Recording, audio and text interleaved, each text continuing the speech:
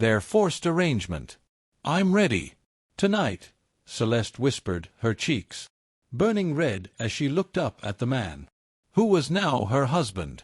Vincent Blackwood couldn't believe what he was hearing from the innocent young woman standing before him in her white silk nightgown. But let's go back to how this all started. Just 3 days earlier, Celeste Winters was painting in her small attic room when her guardian, Theodore, knocked on the door. At 22 she had beautiful copper hair and violet eyes that sparkled when she smiled. Had lived with Theodore since her parents died 5 years ago. He had been her father's friend and business partner, but lately he seemed worried all the time. "Celeste, we need to talk," Theodore said, his voice shaking.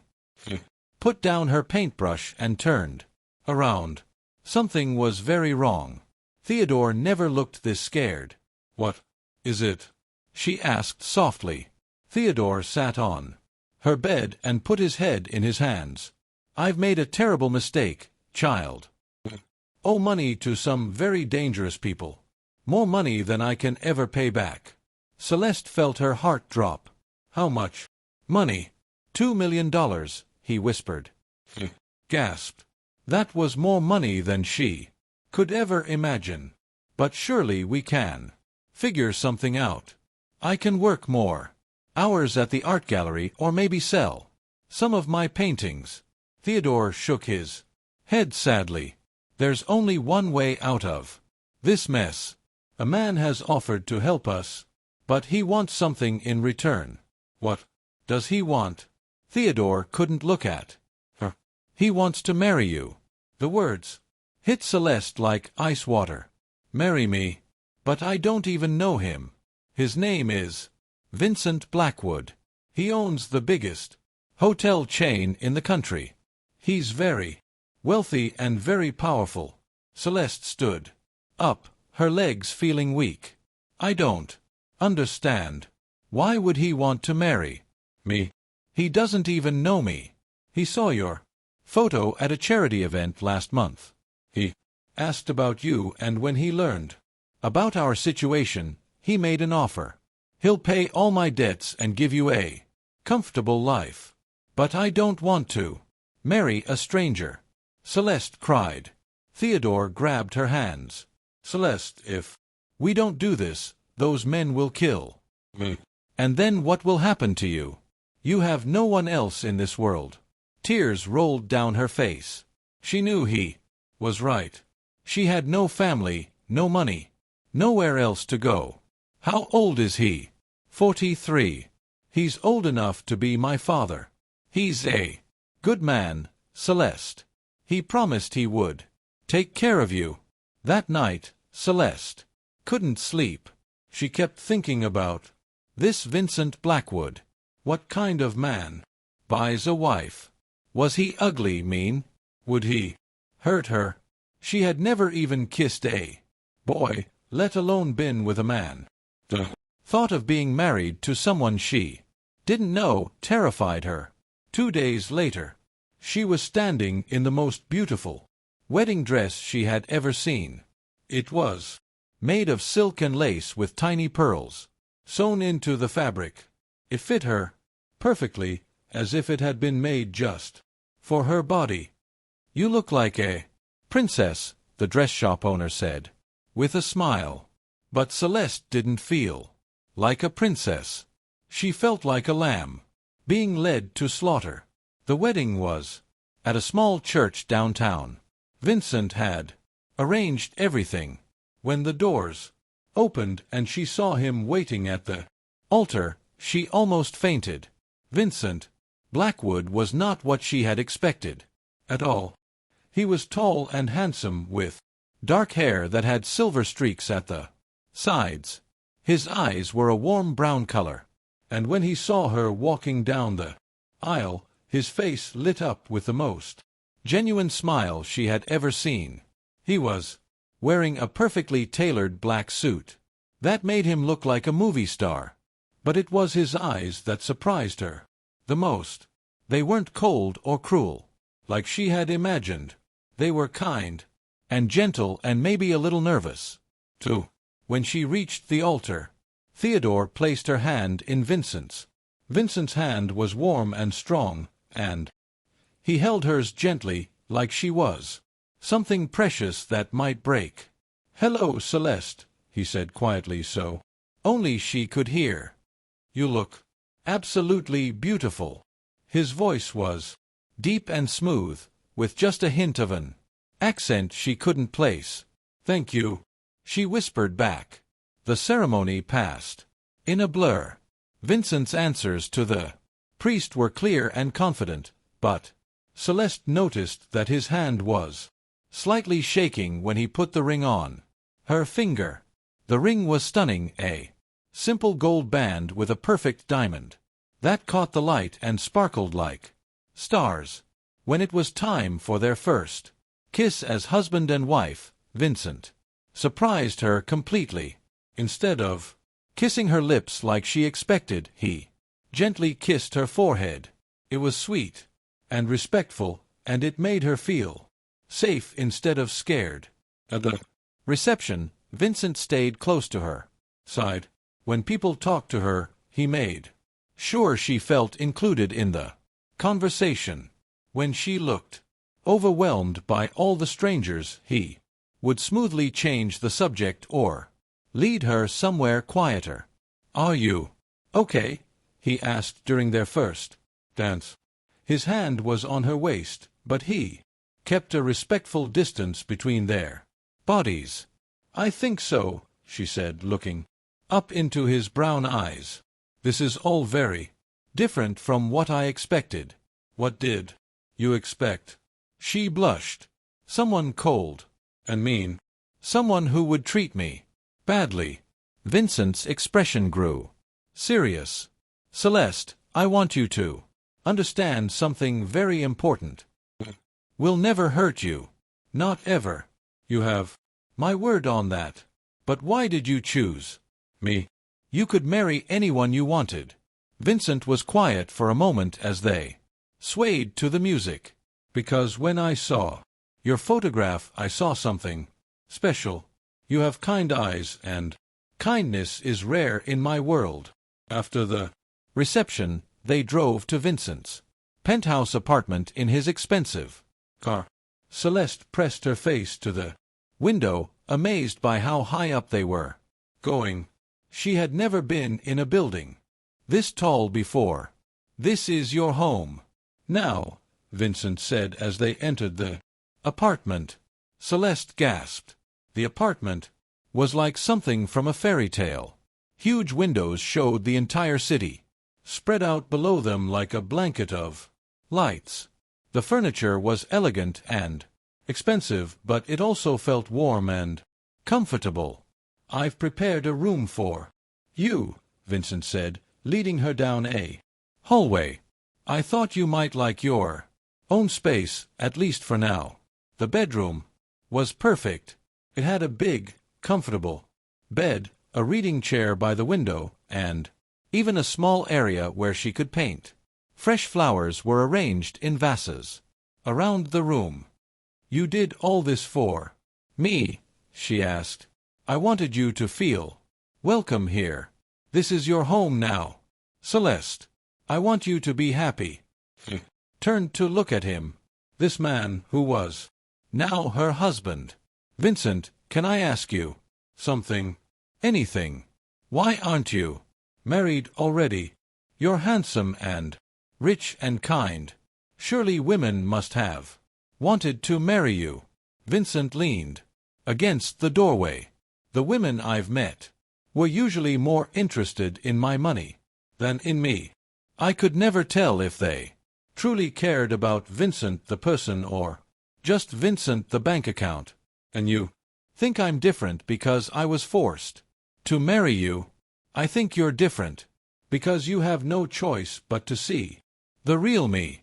If you ever come to care for me, it will be because of who I am, not what I can buy you." That night, as Celeste got ready for bed in her beautiful new room, she thought about her new husband. He had been nothing but kind and respectful to her. He had given her space when she needed it, and he had made her feel safe in a scary situation. Maybe this wouldn't be the nightmare she had imagined. Maybe Theodore was right, and this really was the best thing that could have happened to her, but she still didn't know what Vincent expected from her as his wife. Would he want her to share his bed? Would he demand things from her that she wasn't ready to give? The thought made her stomach flutter with nerves. The next morning she woke up to the smell of coffee and something delicious cooking. She put on the silk robe that had been left for her and walked to the kitchen. Vincent was standing at the stove, wearing jeans and a casual shirt. He looked younger and more relaxed than he had in his wedding suit. "Good morning," he said with a warm smile. "I hope you slept well." "I did, thank you. Your cooking, I like to cook. It helps me think. I made pancakes and eggs and bacon. I wasn't sure what you liked for breakfast." They ate together on the balcony, looking out over the city. Vincent told her about his hotels and his work, and he asked about her painting. He seemed genuinely interested in her art, which surprised her. "I'd love to see some of your work sometime," he said. "Really, you're not just being polite. I never say things I don't mean, Celeste." After breakfast, Vincent showed her around the apartment. He had turned one of the spare rooms into an art studio just for her, complete with easels and paints and huge windows that let in perfect light. "You did this for me," she whispered, tears coming to her eyes. "I want you to keep painting.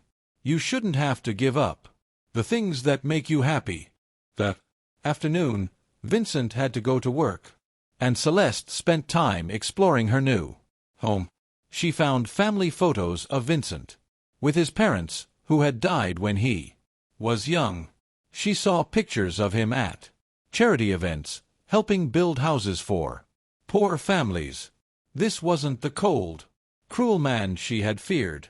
This was someone who had also lost his parents too young, someone who used his money to help others, someone who was probably just as lonely as she was. When Vincent came home that evening, he found her in the art studio working on a new painting. "What are you painting?" he asked, standing behind her. "The view from the balcony. The city lights are so beautiful at sunset." Vincent watched her work, amazed by her talent. "You're incredibly gifted, Celeste." She turned to look at him, paint still on her fingers. "Vincent, can I ask you something personal?" "Of course." "Are you lonely?" The question seemed to catch him off guard. He was quiet for a long moment.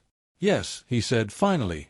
"I've been very lonely for a very long time." "So have I," she admitted. They looked at each other, and something passed between them.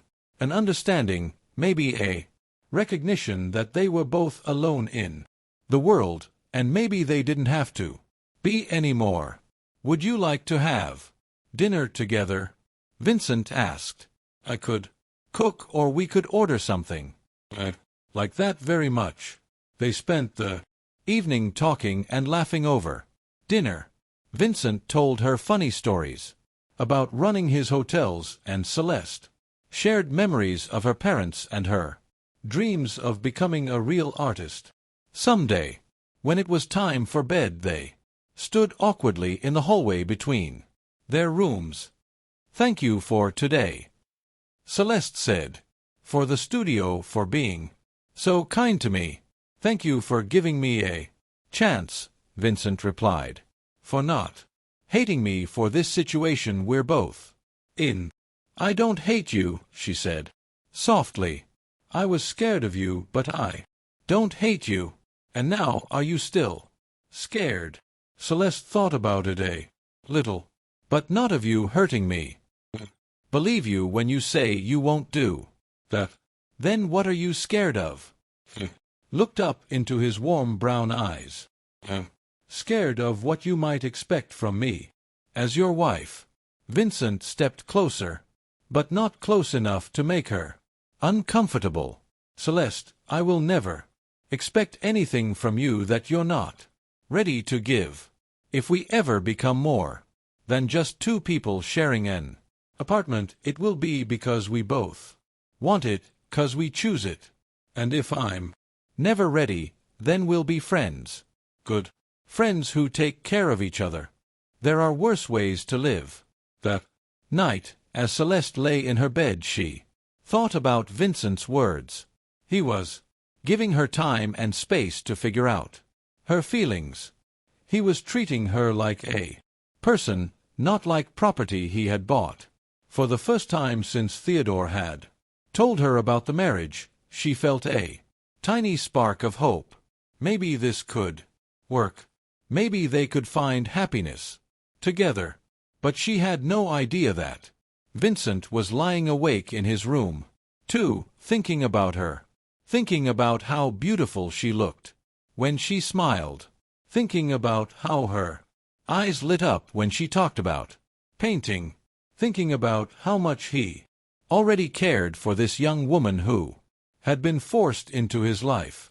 Vincent Blackwood had bought many things in his 43 years, but he had never expected to find love. Yet here he was already falling for his reluctant bride. The question was, would she ever feel the same way about him? Heart's awakening. Vincent, I can't stop thinking about you, Celeste whispered as she stood in his doorway that evening, her heart pounding so hard she was sure he could hear it. Vincent looked up from his laptop, his brown eyes widening in surprise. She was wearing the silk night gown he had bought for her, and the way the soft fabric hugged her curves made his breath catch in his throat. Celeste, he said softly, closing the laptop and standing up. Are you sure about this? She stepped into his room, her bare feet silent on the thick carpet. I've been thinking about what you said on our wedding night about waiting until I was ready. She moved closer to him, her violet eyes shining with desire. I'm ready now. Vincent's hands trembled as he reached for her face, gently cupping her cheeks. You don't have to do anything just because we're married. Meant what I said about waiting. I'm not doing this because I have to, she said, placing her hands on his chest. She could feel his heart racing beneath her palms. Doing this because I want to. 'Cause I want you. The change in their relationship had started slowly. Every day Vincent came home from work. They had grown closer. He brought her flowers from the hotel gardens. Cooked his favorite meals. They talked 4 hours about everything and nothing.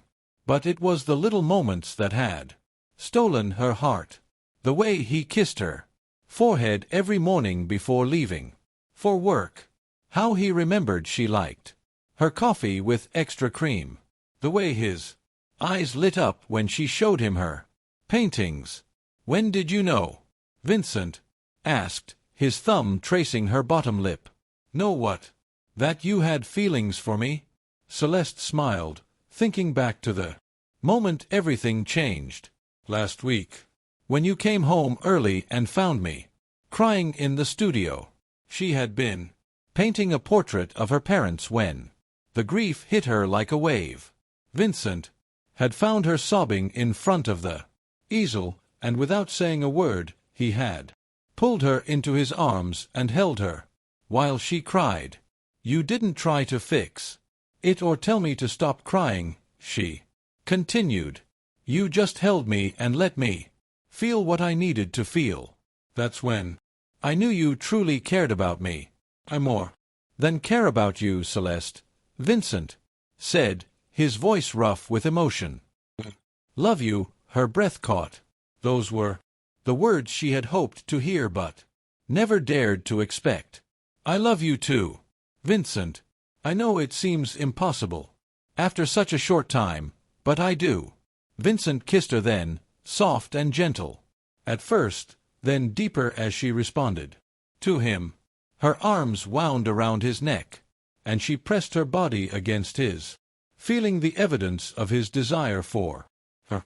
Are you sure? He asked again, pulling back to look into her eyes. Once we do this, everything changes between us. I want everything to change, she whispered. I want to be your wife in every way.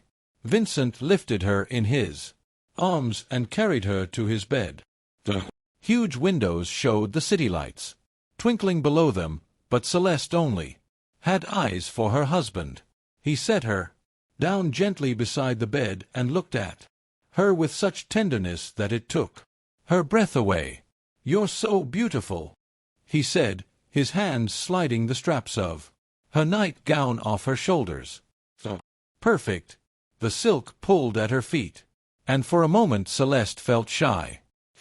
Had never been naked in front of a man before, but the way Vincent looked at her with love and desire and complete adoration made her feel like a goddess. Don't hide from me, he said softly, when she moved to cover herself. You're my wife. Let me see all of you.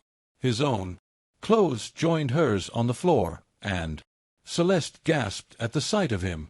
Vincent was even more handsome without clothes, his body strong and masculine, and perfect. He laid her down on the soft bed and kissed her everywhere, her lips, her neck, her shoulders. His hands explored her body with gentle reverence, learning every curve and sensitive spot.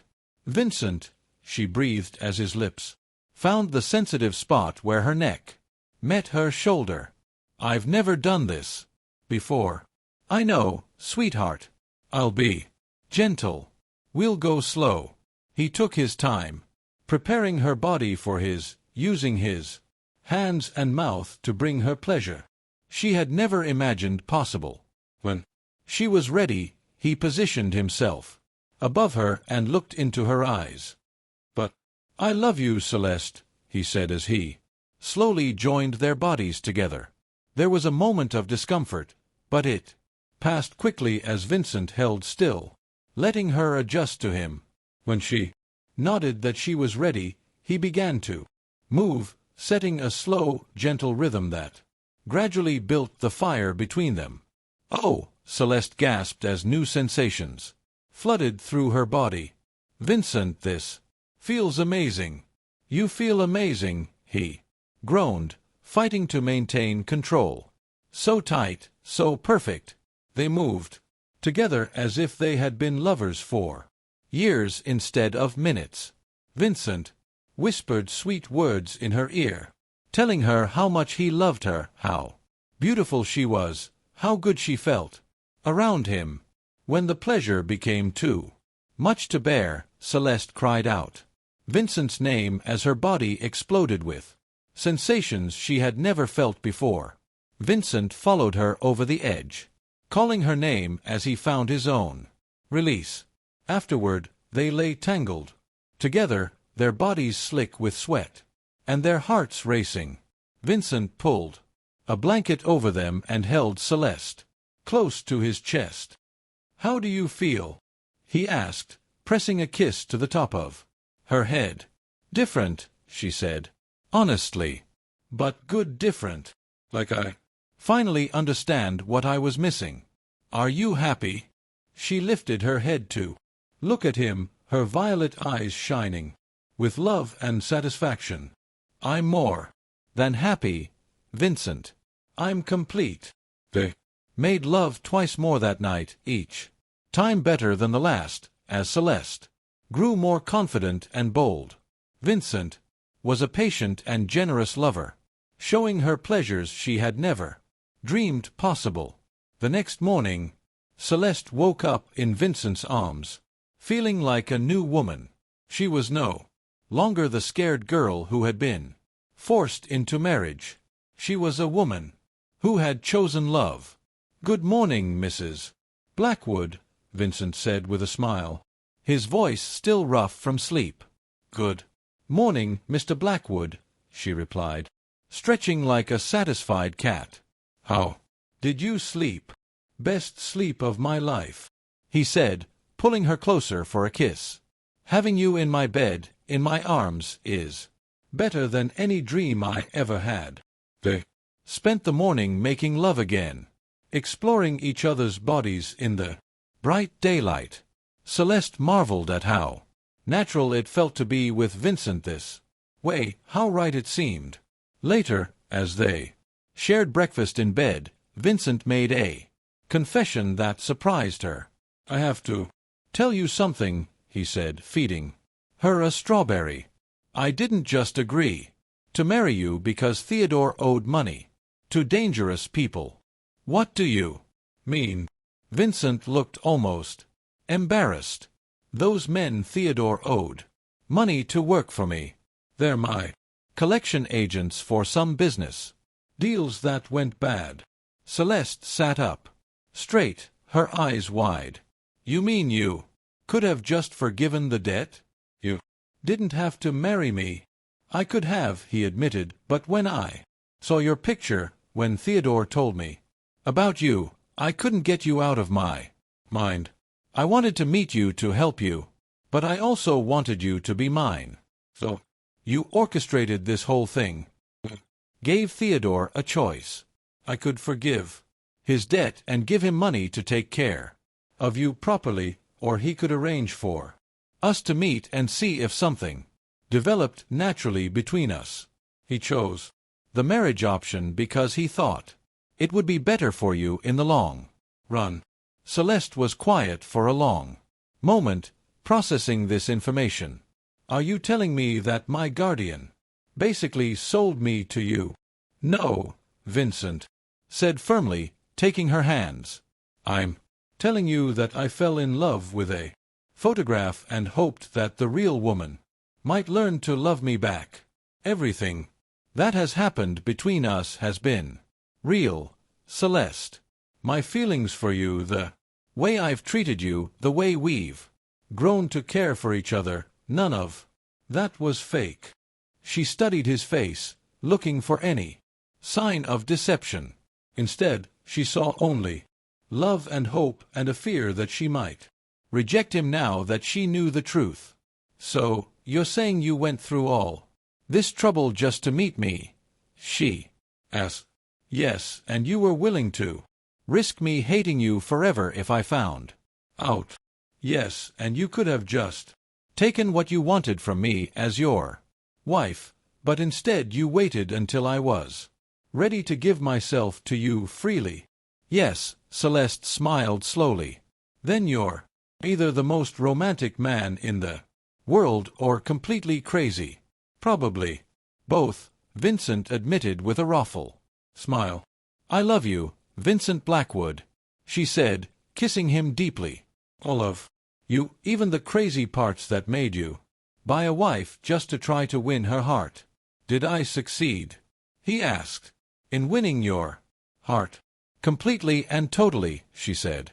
"You have all of me, Vincent. My heart, my body, my soul.